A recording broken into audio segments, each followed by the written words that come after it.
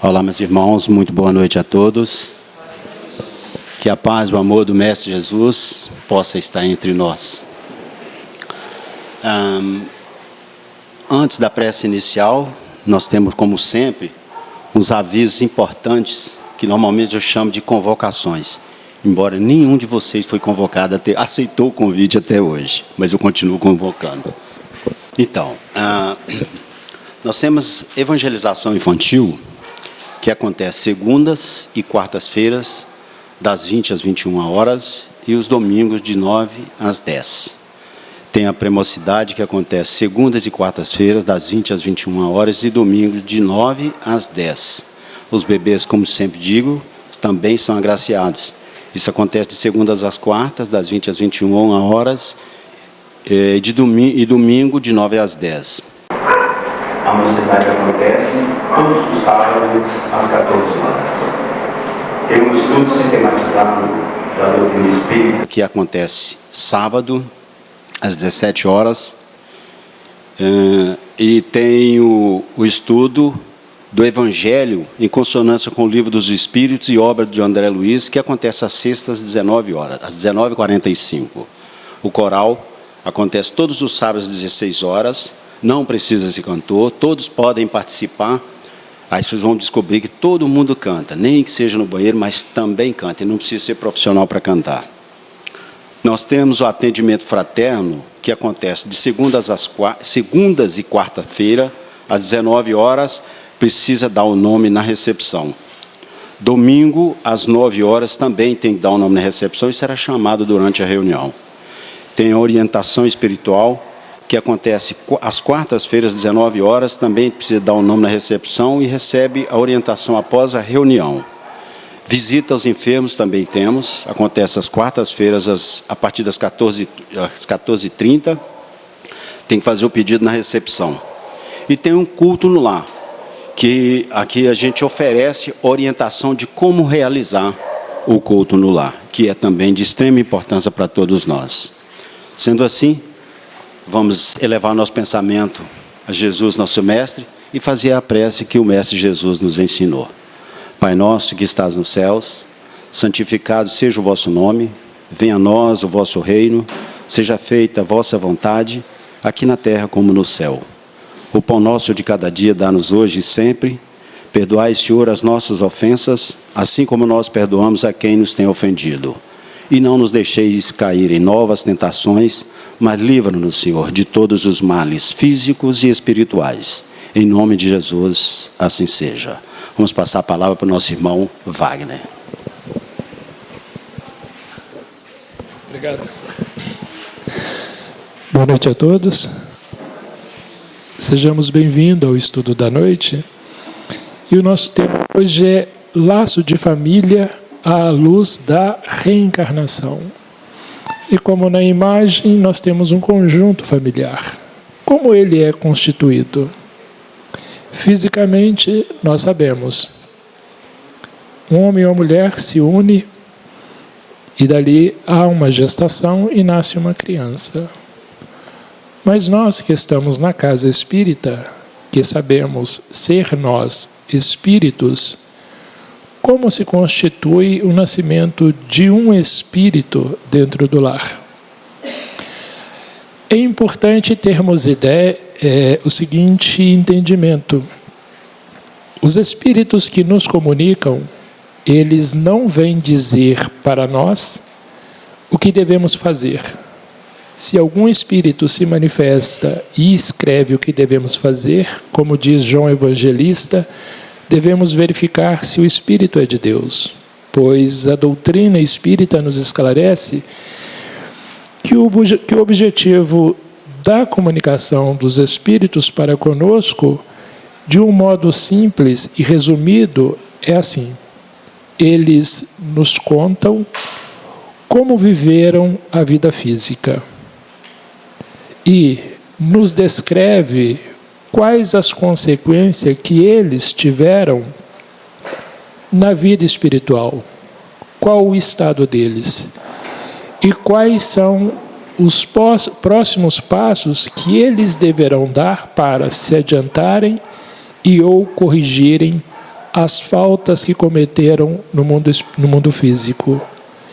E a partir deste relato, cada um de nós, com o nosso entendimento, com a observação da nossa própria vida, possamos verificar se o caminho que estamos trilhando aqui no plano físico tem sentido com aquele que foi relatado para nós, para vermos se estamos indo bem ou se estamos indo mal, para podermos, analisando a nós mesmos, verificar aonde devemos nos corrigir aqui e agora, para não colhermos às vezes os frutos tristes dos espíritos que estão no mundo espiritual, ou colher os benefícios daqueles espíritos que também estão no mundo espiritual e que estão em boas condições. Quando Jesus diz, bem-aventurados os aflitos, mostrando para nós que aqueles que passam pelas lutas aqui, sem reclamar, sem resmungar, sem menosprezar as circunstâncias que Deus nos coloca, eles nos observam que no mundo espiritual teremos regozijo, felicidade e alegria por termos conseguido no plano físico superar as lutas que nos foram impostas, inclusive por nós mesmos. E dentro desse processo de laço de família à luz da reencarnação, nós vamos encontrar assim, como referência básica para o desenvolvimento desse estudo, nós temos o Livro dos Espíritos, nessas questões 203, 214 e 384, mas há muitas outras envolvidas no decorrer do estudo. E também o Evangelho segundo o Espiritismo. Nós temos o capítulo 4, dos itens 5, e depois do item 18 ao 23, onde diz que ninguém pode ver o reino de Deus se não nascer de novo. Esse capítulo fala, inclusive, quando Jesus é abordado por um doutor da lei, Nicodemos, que diz a ele que compreendia que Jesus tinha vindo de Deus, pois as coisas que Jesus fazia não era possível se Deus não estivesse com ele. E Jesus diz, para que seja possível ver o reino de Deus, é necessário nascer de novo. E esse doutor da lei ficou intrigado, pois ele perguntou para Jesus, mas como pode um homem velho voltar para o ventre de sua mãe e novamente renascer? Então Jesus observa ele assim, se as coisas da terra que eu falo, você já não consegue me crer, como irá entender e crer aquilo que eu falo que se refere ao céu? E no Evangelho ainda, segundo o Espiritismo, no capítulo 14, no item 8, honrar a vosso pai e a vossa mãe. Porque todos nós nascemos um dia. Independente da natureza dos nossos pais, se não fosse por eles, não estaríamos aqui. Mas aí vem a questão, por que nascer naquele conjunto familiar? Por que nascer nessa condição? Por que serem estes os meus pais e não outros? Que fez Deus para me conceder estes pais e não outros? Então, muitos de nós, às vezes, experimentam grandes dificuldades no conjunto familiar sem compreender as razões pelas quais experimentamos lutas. E dentro do nosso estudo eu trouxe 2 exemplos práticos para a nossa compreensão, e aí cada um dentro do seu particular irá analisar o que aquela história pode lhe trazer para ele como entendimento e esclarecimento do seu processo reencarnatório e do conjunto familiar em que se encontra. E a gente começa com a questão 203 do Livro dos Espíritos, que diz assim: transmitem os pais aos filhos uma parcela de suas almas, ou os pais se limitam a lhes dar a vida animal, a que mais tarde outra alma vem adicionar à vida moral? Então Allan Kardec, nas suas diversas perguntas aos espíritos, quer saber, bom, quando vai nascer uma criança, os pais participam com o auxílio e com a vida animal, porque o corpo físico é uma estrutura material e é denominada de natureza animal. Então os pais concedem ao filho a estrutura animal, ou seja, o alimento, a organização física, o sangue, o alimento que faz com que o feto se desenvolve, e participa também dando um pedacinho da alma do pai e da mãe ao filho para que um novo espírito ali surja. E aí os espíritos dizem a Allan Kardec assim: os pais dão-lhes a vida animal, pois que a alma é indivisível. E ainda observa que um pai obtuso, ou seja, um pai ignorante, um pai sem nenhum tipo de conhecimento da vida intelectual, pode ter filhos inteligentes, filhos que quando crescem, estudam, se desenvolvem, se tornam médicos, cientistas, enquanto os pais nenhuma escolaridade têm. Mas eles falam que também é o inverso. Há pais de alto grau intelectual, de grande sabedoria, em que a criança nasce totalmente ignorante, cresce, se torna adulto, sem nenhum conhecimento próximo daquilo que os pais têm. Então, dentro dessa pergunta, os espíritos nos observam que a alma não é divisível. Se os pais não cedem ao filho que está nascendo uma parcela do seu espírito, isso significa que esse espírito já existia antes. Não foi criado naquele momento em que o corpo está sendo gerado, mas milhares e milhares de anos atrás. Mas como compreender isso? E aí nós vamos observar que não importa qual o tema da doutrina dos espíritos que viermos estudar, se não compreendermos com clareza o que é o espírito, nada faz sentido. Uma vez entendido o que é o espírito e como ele surge, a partir desse momento, qualquer tema estudado dentro da doutrina dos espíritos passa a ter sentido e passamos a ter facilidade em compreender as coisas. Pois bem, vejamos essa imagem. Nós temos ali um garoto, que poderia ser qualquer um de nós.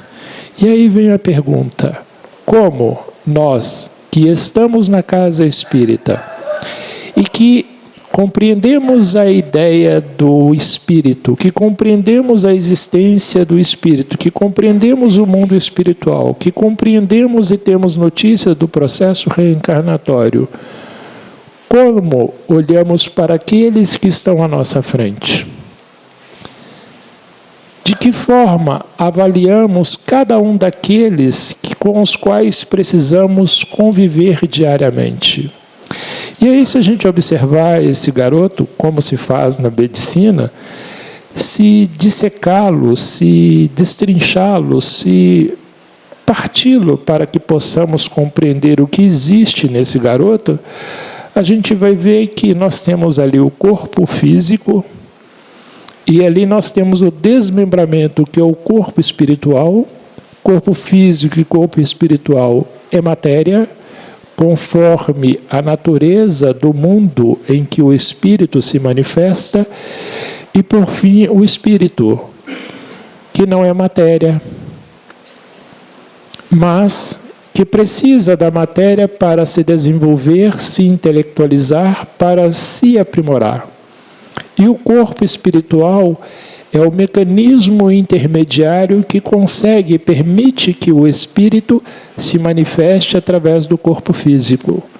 Esse movimento que eu faço não é o corpo físico que deseja fazer isso, mas é o espírito que habita este corpo físico e que, desejando movimentar as mãos, envia o comando à estrutura nervosa do corpo físico, fazendo movimentar. É o mesmo que um carro. Um carro não tem vida, não tem vontade. Então, se um veículo se move para a direita, não é que o carro tem essa vontade, mas o motorista que se encontra dentro deste carro, que, desejando ir para a direita, faz um movimento no volante e faz com que o veículo se movimente para a direita.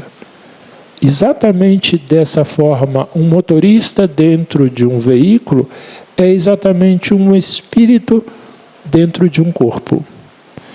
E o corpo é uma criação específica para o espírito.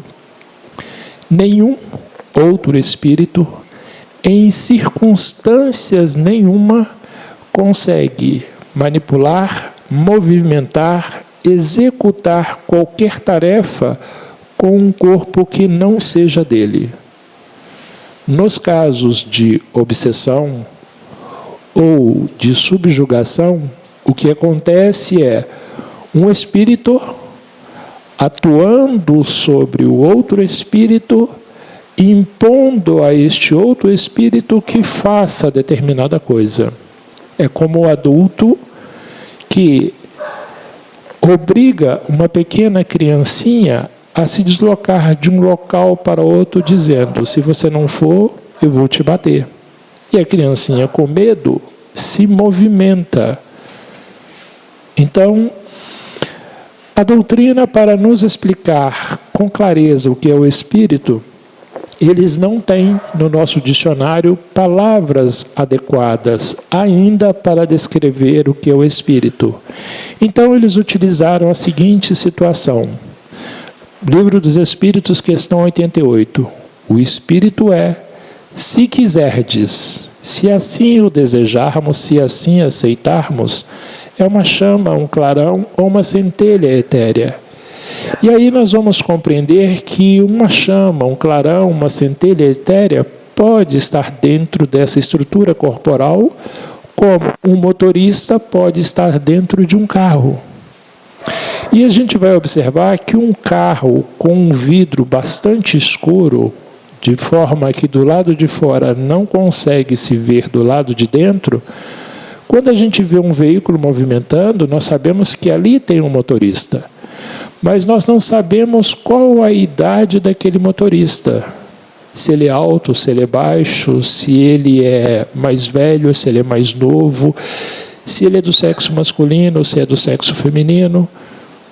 Não sabemos o que está ali dentro. O que nós podemos perceber através do veículo que se movimenta, se aquele motorista é habilidoso, se aquele motorista é cuidadoso, se aquele motorista é veloz, se ele é lento, se ele é ágil nas manobras que ele está fazendo, se ele tem boa conduta, não porque estamos vendo o motorista, mas porque estamos observando o movimento do veículo.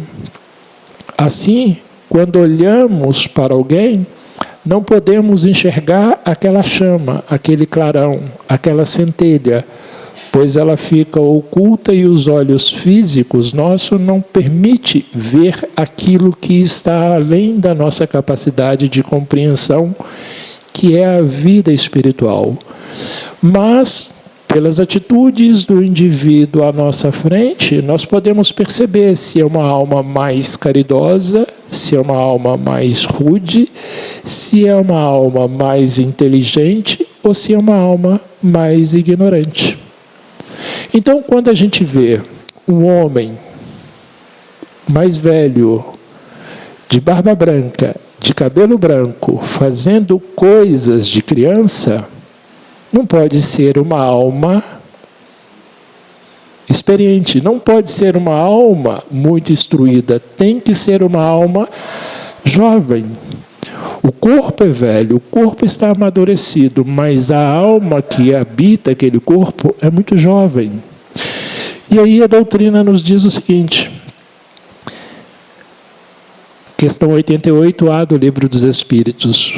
O espírito tem uma cor que varia do escuro ao brilho do rubi, conforme o espírito é mais puro ou menos puro. E aí, para a gente ter uma ideia do que eles estão falando, eu fiz esse gráfico. O espírito mais puro, cor de rubi, aquela cor avermelhado, eu trago a figura do Cristo, que nos dá a compreender de um espírito puro, de grande conhecimento da vida física e da vida espiritual. E o espírito menos puro, o espírito mais escuro, eu trago a figura de um bebê. Pois o espírito, quando sai das mãos de Deus, sai tão bebezinho quanto os nossos bebês. Não no formato de bebê, não na figura de um bebê, mas um espírito simples e ignorante, sem nada saber, tudo para aprender dentro da sua vida eterna. Pois uma vez o espírito criado por Deus, ele tem vida eterna. E aí a doutrina nos diz que durante milhares de anos e milhares de reencarnações, milhares de corpos, esse espírito bebê vai se desenvolvendo até chegar à condição de espírito criança. E aí mais milhares de anos e milhares de reencarnação, esse espírito vai se desenvolvendo até chegar à condição de espírito jovem. Até o ponto que ele chega à condição de espírito adulto sem instrução, que é grande parte da nossa sociedade. O que é o espírito adulto sem instrução? Não é aquela pessoa que não sabe ler e escrever. Ao contrário, esse espírito, quando ele reencarna, ele é médico, ele é cientista, ele é pesquisador, ele é astronauta, piloto de avião, pode ser pedreiro, pode ser carpinteiro, pode ser mecânico, mas ele não crê em Deus. E em todos os lares, nós temos aquele que diz, não, Deus para mim não existe, morreu, acabou. Sem exceção, todos os lares têm alguém que tem essa conta, essa característica. Necessariamente são almas com característica mais jovem. Mas esse mesmo espírito, depois de várias reencarnações e vários milhares de anos, ele alcança a condição de espírito adulto com instrução. Quem são? São aqueles que hoje vão à igreja, que creem em Deus, que lê o Evangelho do Cristo e que compreende os ensinamentos que se encontram dentro do Evangelho. E esses mesmos espíritos, depois de milhares de anos e milhares de outras reencarnações, chegam à condição de espírito com instrução e evangelizando. Quem são eles? Diz a doutrina que são aqueles que creem em Deus, vão à igreja, conhecem o Evangelho do Cristo, frequentam as casas espíritas, compreendem o processo da reencarnação, sabem da comunicação do mundo espiritual com o mundo físico e entendem que a sua vida presente é só mais um processo reencarnatório em que ele se encontra. Então nós vamos observar que não existe espíritos especiais criados por Deus, mas espíritos que ao longo de milhares de anos e milhares de reencarnações vão nascendo e se aperfeiçoando com o seu aprendizado individualizado dentro da coletividade. Entendido isso, nós vamos observar que esse conjunto familiar, como exemplo, nós temos ali a figura do homem. E a gente vai ver que como o espírito é uma chama, é um clarão, é uma centelha etérea, esse espírito não é rico e nem é pobre, não é alto e nem é baixo, nem brasileiro e muito menos americano. Esse espírito não tem sexo, não é mulher e nem homem. Então esse espírito ele pode nascer tanto num corpo feminino, tanto quanto num corpo masculino.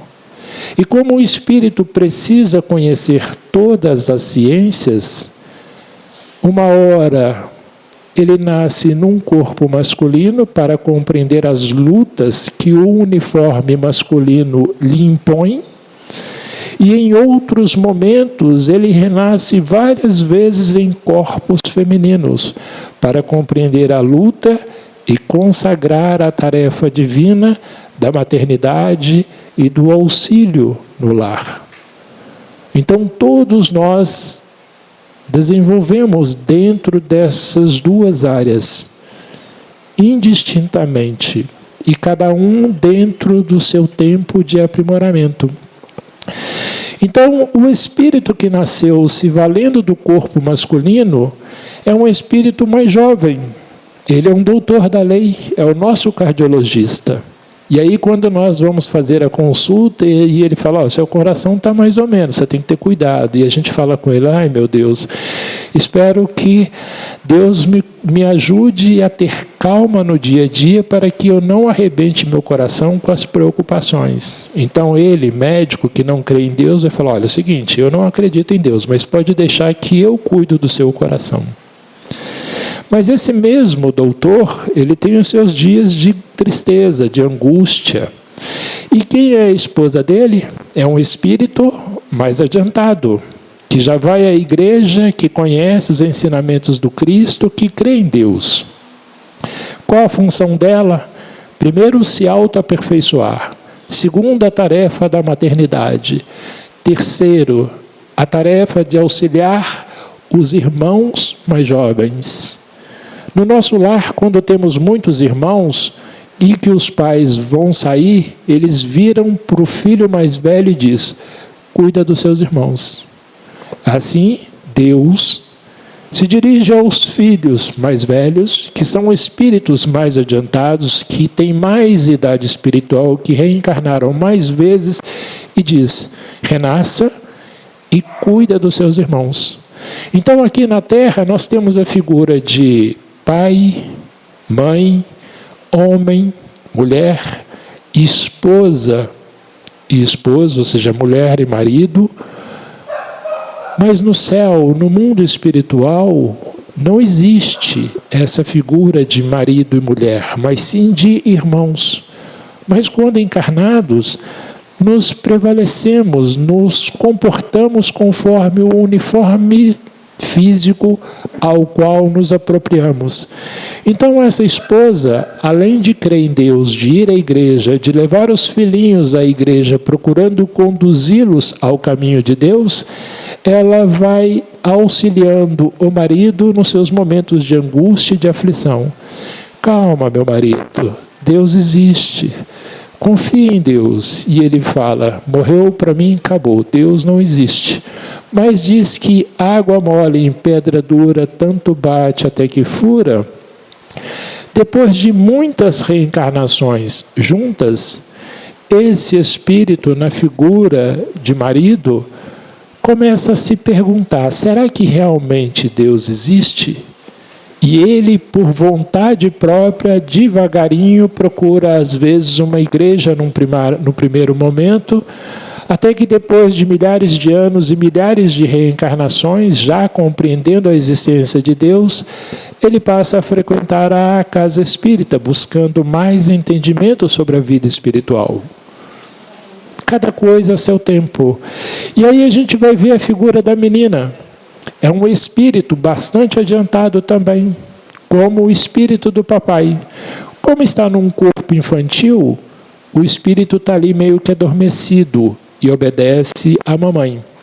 Se a gente observar o menininho, também é um espírito mais adiantado do que a mamãe. Mas como está num corpo infantil, obedece à mamãe. Por isso a mamãe traz as crianças na igreja com facilidade. Porém, quando a menina se tornar adulta, ter uma carteira de identidade, uma carteira de trabalho, uma carteira escolar, ela vai ser talvez uma médica, uma cientista, um piloto de avião, um astronauta, um pesquisador. E vai dizer, não creio em Deus. Morreu para mim, acabou. Não é que o pai, por não crer em Deus, a induziu a isso, mas porque eles têm a mesma idade espiritual, ela também segue o mesmo raciocínio que do pai. Não crê em Deus, para mim morreu, acabou. Já a criança, quando se tornar adulto, deixará de ir na igreja com a mamãe, mas passará a frequentar as casas espíritas, pois além de crer em Deus, como ele é um espírito muito mais adiantado do que a mamãe, ele busca mais conhecimento que, dentro da doutrina espírita, ele compreende conseguir esses ensinamentos. Por isso há essa divisão. O papai ateu fica em casa vendo futebol. A filhinha, que é ateu, porém jovem e não tem compromisso com a vida espiritual.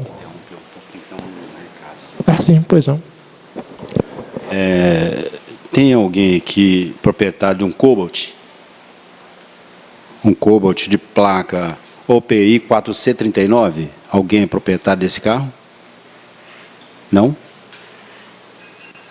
Não, ok, obrigado. Então, a filhinha, ela por já ser adulta agora, não crê em Deus, o que ela vai fazer?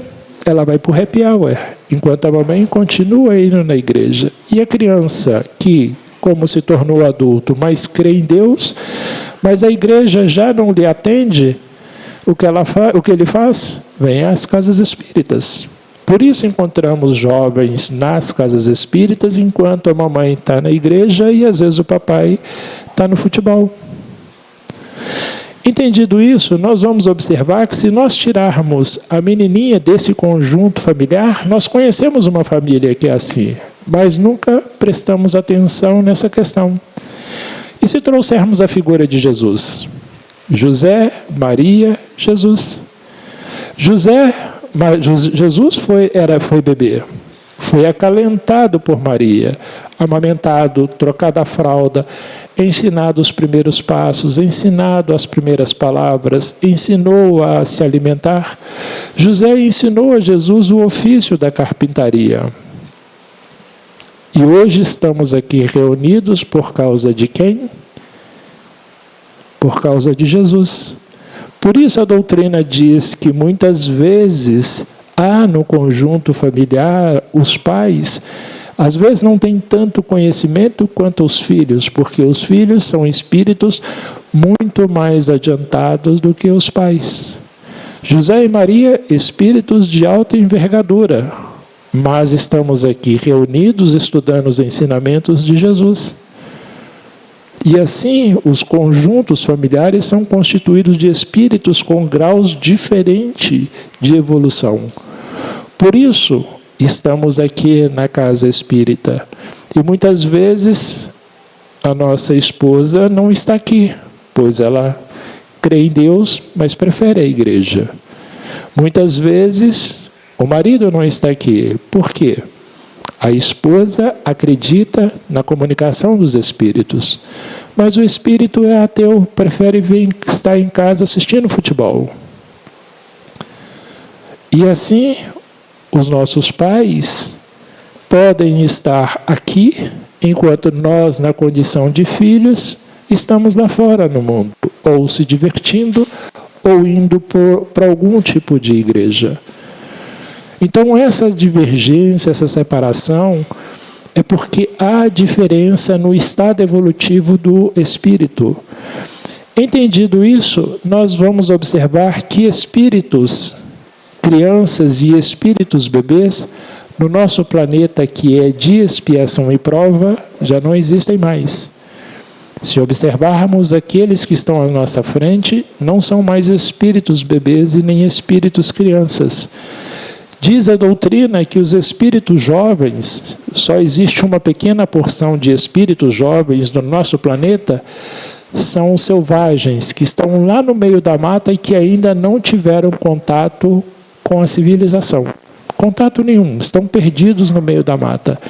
Estão se ambientando com a estrutura do planeta, pois o espírito precisa do fluido cósmico universal do planeta para desenvolver a estrutura corporal e se autoalimentar durante a existência física. Então, a maioria de nós dentro da sociedade, onde tem carteira de identidade, carteira de trabalho, carteira escolar, são espíritos já adultos, adultos com instrução e adultos com instrução evangelizandos. São aqueles que ainda não creem em Deus, que creem em Deus, mas não compreendem a vida espiritual, e os que já estão bem próximo do entendimento, pelo estudo da vida espiritual. Assim sendo, A doutrina diz que os mundos, os planetas se desenvolvem e são solidários uns aos outros. Então, nos mundos primitivos, e a Terra já foi um mundo primitivo, tem-se os espíritos bebês e os espíritos crianças. Mais tarde, depois de milhares de reencarnações, esses espíritos bebês que passaram a ser crianças, sendo agora espíritos jovens, faz com que a Terra saia do mundo primitivo para o mundo de expiação e prova. É o estado em que nos encontramos hoje. E que esses espíritos, à medida que se desenvolve, farão com que a Terra se tornará um planeta de regeneração. Mais tarde, mundo feliz e mais tarde, mundo puro. E aí a gente vai observar que os mundos são solidários, pois há espíritos que vêm de mundos mais adiantados, nascendo no nosso mundo para nos ajudar a nos instruirmos. Exemplo disso, Jesus. Diz Emmanuel que, através do livro A Caminho da Luz, que nos sóis, então ele está dizendo mais de um sol, nos sóis em que Jesus se desenvolveu, o Espírito do Cristo que surgiu aqui no nosso planeta, nos sóis em que ele se desenvolveu, em que ele evoluiu, já se tornaram poeira no universo. Então ele está muito mais adiantado do que nós. E ele nasceu no nosso meio. Ele nasceu num conjunto familiar. Então há espíritos que vêm de outros planetas e não são extraterrenos, porque são espíritos que circulam pelo universo, pois o universo é a casa do espírito. E os espíritos podem habitar qualquer planeta, conforme o grau evolutivo, tanto quanto cada um de nós pode ir em qualquer uma casa. Basta termos autorização para entrar naquela casa, basta termos recurso financeiro para adquirir uma casa mais nobre, por exemplo, e que poderemos ali morar. Assim também os espíritos fazem com os mundos. Então há espíritos que vêm de outros mundos para nascer no nosso meio, e eles terão que nascer em algum lar. Qual é o lar? Isso depende de um planejamento. E à medida em que o espírito é mais adiantado e que nasce no nosso meio, maior é a sua tarefa religiosa, maior é o seu compromisso com a humanidade do planeta Terra. E há espíritos dentro de nós que viveram dentro do nosso conjunto familiar, mas por causa dos seus atos bons, de grande nobreza, de grande comportamento ético, moral, de um modo religioso, evangélico, esses espíritos se deslocam para planetas mais adiantados sem a nossa companhia. Pois são como aqueles alunos que se esforçam tanto dentro de uma sala de aula que o professor fala: temos que separar este aluno do restante, pois este aluno é muito mais adiantado do que os outros. Vamos passá-lo para uma sala mais adiantada. Enquanto nós outros permanecemos no meio, naquela sala, com um determinado grau de evolução, aquele espírito vai para um grau mais elevado. E há entre nós aqueles espíritos danados, terríveis, maus, que gostam de fazer a maldade. Esses espíritos normalmente são temporariamente expulsos do planeta Terra e vão para mundos menos evoluídos.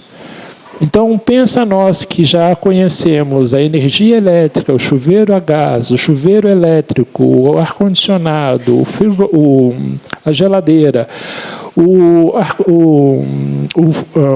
micro-ondas, o carro, o avião. De repente a gente passa a nascer num mundo em que não tem nada disso, se mora dentro da toca, dentro de uma caverna.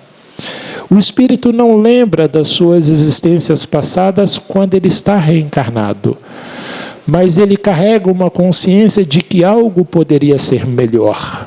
Ele não sabe o que é. Então são esses espíritos, nesses mundos mais primitivos, que desenvolve aquele planeta, pois eles carregam um conhecimento, uma inteligência nata, e tudo que eles fazem tendem a dar certo, pois já carregam um conhecimento íntimo. Por isso que no nosso meio, alguns de nós são capazes de fazer coisas extraordinárias.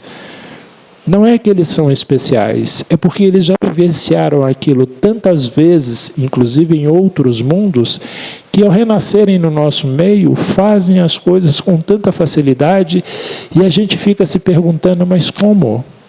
Dentro de uma sala de aula, o professor de matemática, depois de falar 40 minutos, pergunta para nós, turma, entendeu a matéria? Aí a gente vira para o professor e fala, professor, não entendi nada. E o professor fica bravo, porque ele ficou 40 minutos explicando aquela matéria para nós. Porém, no meio de nós, lá no meio da turma, ou lá no final, um danado de um aluno levanta e fala, professor, entendi tudo. Mas como assim? Ele tem um cérebro melhor do que nós? Não, é um espírito já muito adiantado que veio às vezes de outros planetas que já foi e é mestre dentro daquela matéria e à medida que o professor vai falando, ele vai explodindo na sua memória as fórmulas, os dados, o modo como calcular, as facilidades que tem. Tanto é que a gente passa a ser amigo daqueles caras que num primeiro momento era chato. Pois a gente quer fazer trabalho com ele, quer fazer prova do lado dele, pois ele sabe mais do que o professor. Explica com mais facilidade a matéria. Então, esse espírito mais adiantado tem que nascer num lar. Entendido isso, nós vamos observar que, voltando aqui a nosso gráfico de evolução espiritual, quando nasce um bebê em um lar, qual é o espírito que ali vai reencarnar? Nós já compreendemos, dentro do nosso estudo de hoje, que a maioria dos espíritos do plano físico da Terra são espíritos já bastante adiantados, são espíritos adultos sem instrução, não creem em Deus, mas são muito inteligentes, já são médicos, já são cientistas. E até aqueles que já creem em Deus, já creem na comunicação dos espíritos. Então, ali a gente verifica um planeta, e aí no Livro dos Espíritos, na questão 385, diz o seguinte, com efeito, ponderais, meditais, analisais a situação, que nos vossos lares possivelmente nascem crianças cujo o espírito, que é aquela chama, aquele clarão, vem de mundos onde contraíram hábitos diferentes dos vossos. Tem vovós que ficam desesperados com os netinhos, pois o netinho tem 2 anos, pega o celular e vira o celular de cabeça para baixo, e a vovó fica ali tentando colocar a senha dela e não consegue. O danado do netinho de 2 anos faz tudo isso e muito mais. De onde ele adquiriu esse conhecimento? De esferas muito mais evoluídas, e está ali, naquele conjunto familiar onde a vovó tropeça nas teclas do celular. E aí nós vamos verificar o seguinte,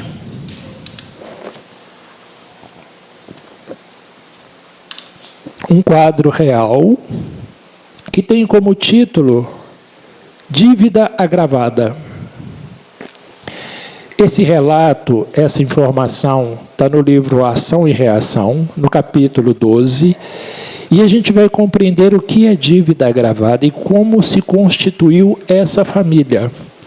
Vejamos, no século passado, ou seja, no ano de 1800, no ano de 1700, em algum período assim, nós tínhamos ali um belo casal, um homem e uma mulher. E devemos compreender e lembrar que é um espírito, recebeu o nome de Jorge naquela reencarnação, e um outro espírito, também com um bom adiantamento espiritual, que recebeu o nome de Zilda.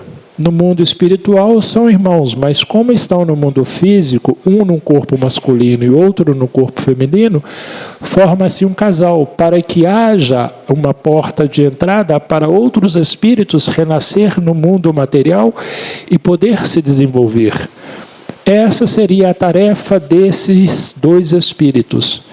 Porém, esses espíritos reencarnados, Jorge e Zilda, tinham uma amiga em comum. Amiga em comum. Essa amiga é um espírito, inclusive, que com um grau mais adiantado de conhecimento, de sabedoria da vida, pois é um espírito mais velho. reencarnou mais vezes. E esse espírito, essa amiga, tem o nome de Marina. E o que ela fez? Marina, no século passado, dizendo o espírito instrutor que orientava o André Luiz em função do acontecimento e da constituição familiar que ali existia. Marina, amiga de Jorge de Zilda, no século passado, interpôs entre os dois. E quando fala interpôs, a gente já compreende. Quando recém-casados, Jorge e Zilda, impelindo-os a deploráveis leviandades, que lhes valeram angustiosas demência no plano espiritual. Aqui nós já compreendemos que era um casal onde alguém, por amizade, intromete na vida sexual daquele casal e ali, em vez de ser uma dupla, um casal, se tornou um trio. E durante algum tempo viveram a felicidade, o contentamento da satisfação que o mundo, que os recursos sexuais fornecem ao indivíduo. Passou um determinado tempo, Marina tocou o barco para frente e foi viver a vida dela. E Jorge e Zilda, habituados e viciados dentro de um comportamento infeliz do campo sexual, criaram um problema grave dentro da vida física naquele século. Desencarnaram e foram parar no umbral. Marina também, pois ela é responsável. E aí a gente vai compreender que um corpo caído não santifica um espírito. Um corpo caído não leva um espírito nem para o céu e nem para o inferno. Um corpo caído dá ao espírito liberdade física, dando a ele noção da sua posição de espírito e permitindo a ele que veja as suas vidas anteriores existentes, o que ele havia programado para fazer naquela existência e as faltas que ele cometeram. Tanto que no Livro dos Espíritos, na questão 393, diz o seguinte: quando o espírito volta à vida anterior, quando o espírito volta ao mundo espiritual, quando ele desencarna, diante dos olhos se lhe estende toda a vida pretérita, vê as faltas que cometeu e que deram causa ao seu sofrer, assim como de que modo as teria evitado. Reconhece justa a situação em que se acha e busca, então, uma existência nova, capaz de reparar as faltas que ele cometeu. Então ele escolhe provas iguais às de que não soube aproveitar ou lutas que considere apropriadas ao seu adiantamento. Então, os três, Jorge, Zilda e Marina, no umbral. Marina, por ser um espírito mais adiantado, mais amadurecido, ela conseguiu alcançar por si próprio, num tempo menor, que pode ser 100 anos, 500 anos de sofrimento no mundo espiritual, a consciência do seu erro. Então ela foi acolhida numa colônia espiritual, reviu o que ela fez, como na questão 393 do Livro dos Espíritos, e se dignou a ir em direção a Deus, rogando a Ele uma oportunidade de corrigir a falta do passado. E aí, no século presente, ela pede para renascer. Renascendo e trazendo junto desse renascimento Jorge e Zilda, que estavam também perdidos no umbral. E aí a constituição familiar aconteceu assim. Marina nasceu numa família em que ela se tornou a filha mais velha. Mais tarde, o espírito de Zilda nasceu naquela mesma família de Marina, sendo a irmã mais nova de Marina. A mãe de Zilda e Marina veio a falecer, pois ela tinha cumprido a tarefa dela, que era de trazer os dois espíritos à vida física, e deixou Marina, que era a filha mais velha, cuidando da Zilda, que era a filha menor. Então Marina cuidou da irmã com todo zelo e com todo carinho até a idade da mocidade. até que Zilda alcançou a idade de moça, de poder namorar. Então Marina tinha lá os seus 30 anos e Zilda seus 20 e pouquinho. E Jorge também havia nascido, porém numa outra família. E Jorge também estava com a faixa de idade de 20 e pouquinho. O que aconteceu? No vai e vem da vida, Zilda encontra Jorge, não reconhece, pois os corpos são diferentes e nós não lembramos da vida passada. Mas a afinidade, a atração faz com que um olhe para o outro e ali começa uma conversa e começam a namorar. Nesse dia, Zilda quer apresentar Jorge à irmã mais velha, Marina. Então eles se encontram e se apresenta. Marina, quando vê Jorge, se encanta com o moço por causa da atração, da afinidade que já ocorrera em existências passadas. Mas fica em silêncio. É a minha irmã que está namorando, eu não posso interferir. Mas ao longo de vários meses, dentro daquele namoro entre Jorge e Zilda, Marina começa a flertar com Jorge, na calada da noite, escondida, e ali eles vão criando um romance oculto. Feito isso, o que acontece? Nós vamos observar que os espíritos são os mesmos, o que alterou foi simplesmente a estrutura corporal. Então, Jorge e Zilda chegam ao estado de noivado. Porém, um belo dia, pouco antes do casamento, Jorge chega para Zilda, a namorada, a noiva, e diz para ela o seguinte: faltando apenas 2 semanas para a realização do consórcio, do casamento, surpreende-se a pobrezinha Zilda com inesperada e aflitiva confissão. Jorge diz para ela assim: não lhe nego admiração e carinho, mas desde muito reconheço que somente Marina, sua irmã,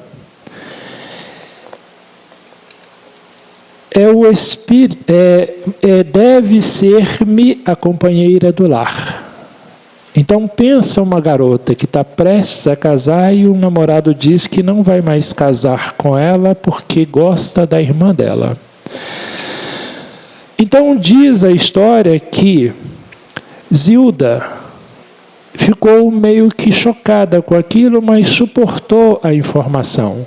E devemos lembrar que na existência passada, Zilda também sofreu angústia, porque ela precisou dividir Jorge com Marina na existência passada. Tanto é que eles tiveram graves problemas. Então, a noiva preterida, deixada de lado, sufoca o pavoroso desapontamento que a subjuga. E aparentemente não se revolta, mas introvertida e desesperada, consegue na mesma noite do entendimento com o noivo, uma dose de formicida com que põe término à existência física. Então muitas vezes a gente não compreende o porquê de um determinado suicídio. Mas ele tem uma razão muito séria, muito grave, a qual nós não tomaremos conhecimento, a não ser quando estivermos no mundo espiritual em um grau mais adiantado de compreensão da vida física. Bom, o que acontece aqui? Zilda é um espírito que destruiu o corpo físico. E quando a gente viu na imagem um corpo físico caído no chão, não significa o fim do espírito, mas a libertação dele. E o espírito, quando se suicida, ele se desespera no mundo espiritual, ele se angustia, porque ele acreditava que se matando aqui, acabaria com tudo. Pensaria, Deus não existe, a vida espiritual não existe. E o que acontece é que quando o corpo cai e morre, o espírito se vê liberto da matéria e aí ele percebe o quanto ele foi ignorante e o quanto mal ele foi para si próprio em fazer aquilo. O espírito entra em estado de angústia, de desespero e retorna a um mundo difícil do umbral. Ele fica dependente, ele fica desorientado, ele fica num estado de loucura.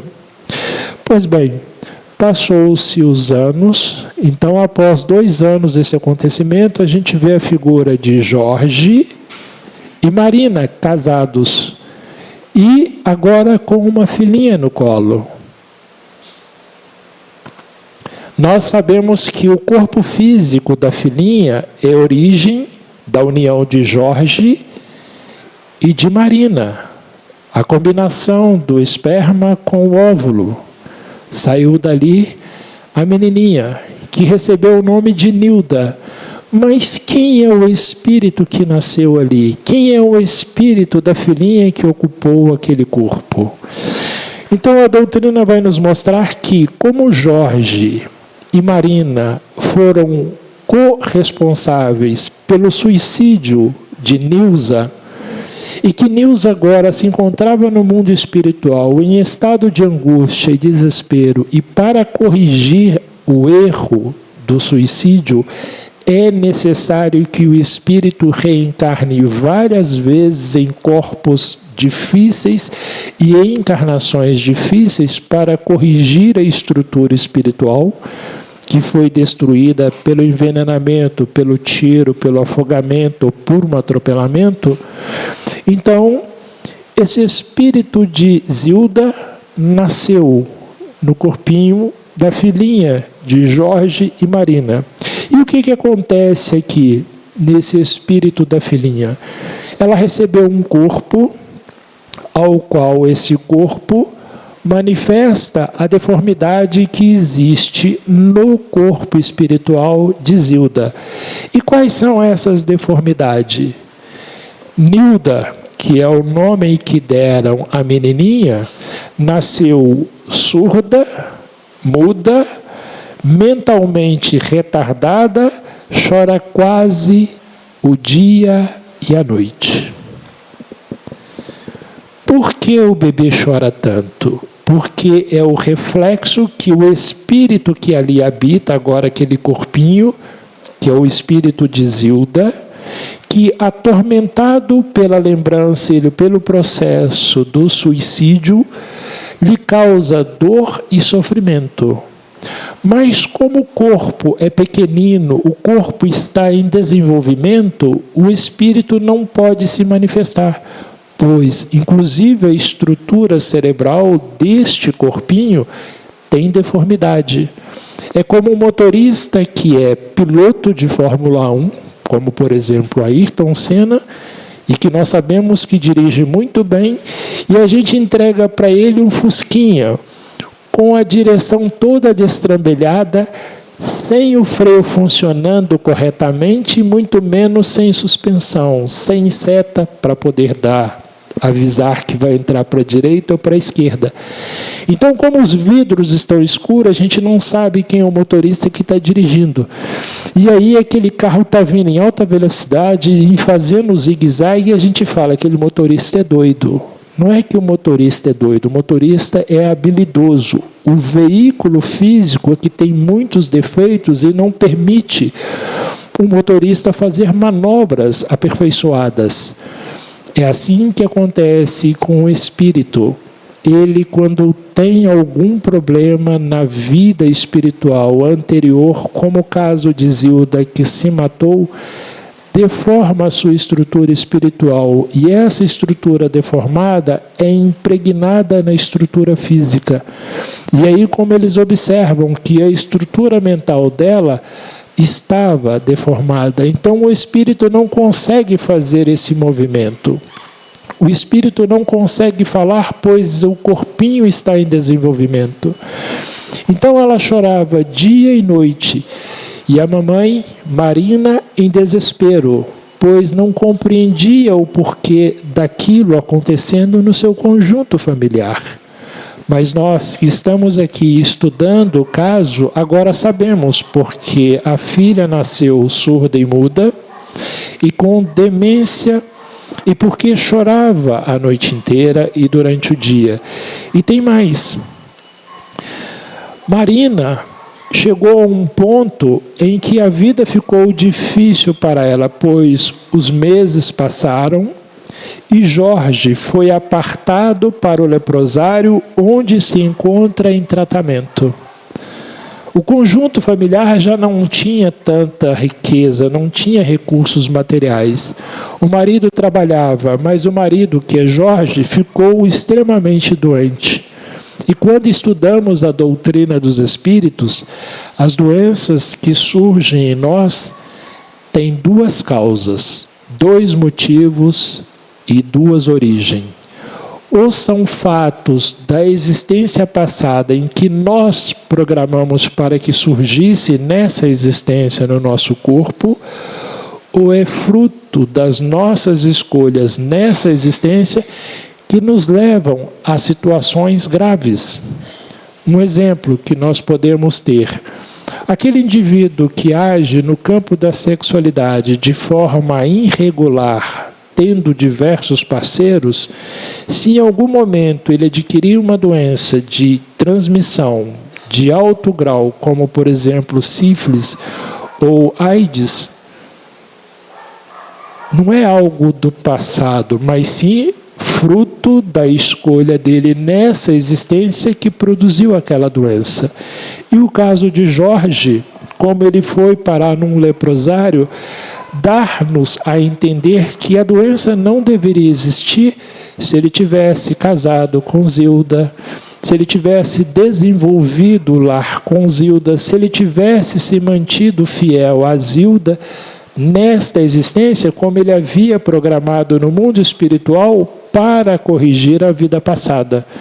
Mas como, além dele desviar o caminho, ele ainda, pela sua atitude, provocou em Zilda a vontade do suicídio e a mesma se matou, ele adquiriu graves compromissos. E aí, Marina e Jorge passam a não poder viver junto, porque, à época, a doença causava fácil contágio. Então ele é deslocado para um hospital e Marina fica sozinha com a filha. E aí Marina diz o seguinte: não tenho mais recursos, estou doente, nossas contas esmagam-me. Isso ela fazendo uma oração em direção a Deus, falando da situação dela. Como vencer a enfermidade que me devora, se estou obrigada a costurar sem repouso, e entre o marido e a filhinha que me reclamam assistência e ternura, o marido no leprosário e a filhinha surda, muda, com deficiência mental, chorando dia e noite, e ela tendo que cuidar da filhinha. Então ela deseja se suicidar. Não suporto mais. Marina vai se suicidar. Sem minha presença, assim ela pensa, se eu não estiver aqui no mundo físico, se eu me matar, meu marido viverá mais tranquilo no leprosário. Ela quer ficar livre da situação e não cuidar da situação. E minha desventurada filhinha encontrará corações caridosos que lhe dispensem amor. Ela está abrindo mão de dar amor à filhinha, que na realidade é o espírito de Zilda.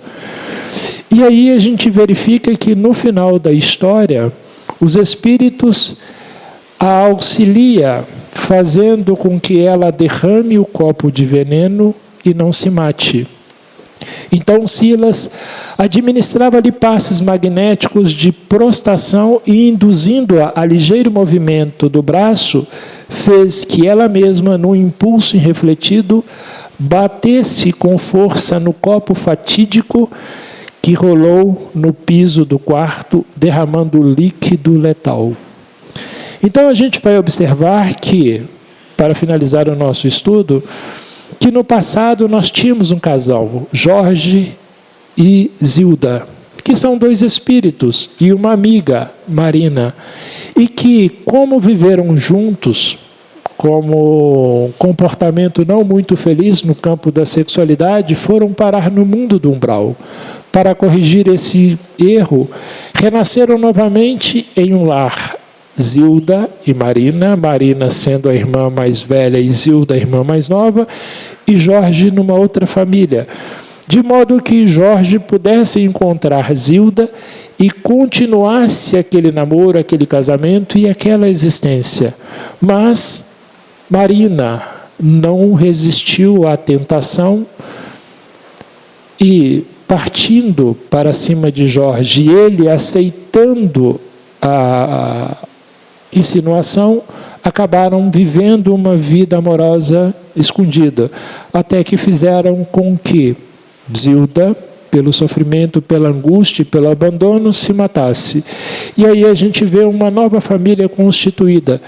São 3 espíritos que, tanto no século passado quanto neste século, estão juntos. Então, a constituição familiar depende dos eventos que nós temos carregados em nossa existência espiritual. Este fato, ele é particular. Cada um de nós deve avaliar a si próprio para termos uma ideia de qual seria a nossa contextualização dentro do nosso lar. Mas cada caso deve ser feito em particular.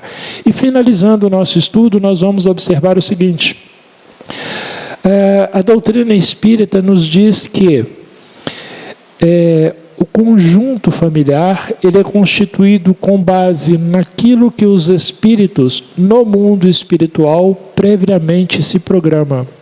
Nós vamos ter também no livro Os Missionários, no capítulo 12, 13 e 14, a reencarnação de Segismundo, em que também, em função do sexo, Segismundo desorientou Raquel, matou Adelino, e agora nessa nova existência, Raquel e Adelino novamente se casam e é um conjunto familiar. E eles precisam receber o espírito de Segismundo, o assassino, como filho, para poderem restabelecer a amizade. Eu espero que essas informações nos dê uma ideia de como são as reencarnações e como pode ser a reencarnação dentro do nosso lar. Agradeço a todos a companhia, obrigado, tenhamos uma boa noite.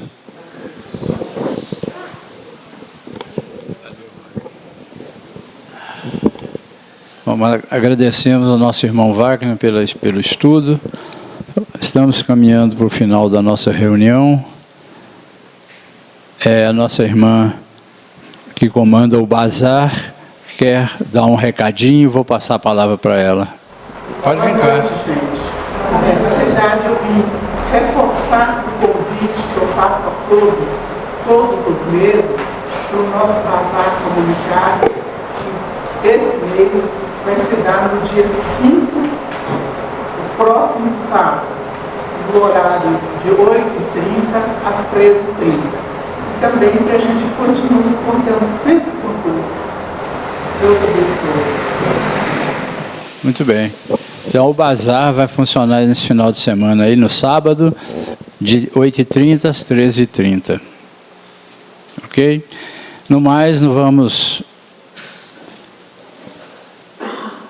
continuar na vibração, levar nosso pensamento ao nosso Pai, agradecer a Jesus pela oportunidade de estarmos aqui mais uma vez nesse estudo do Evangelho, nessa reunião de paz e de serenidade, de amor, que Jesus possa nos envolver a todos e nos conduzir em segurança aos nossos lares.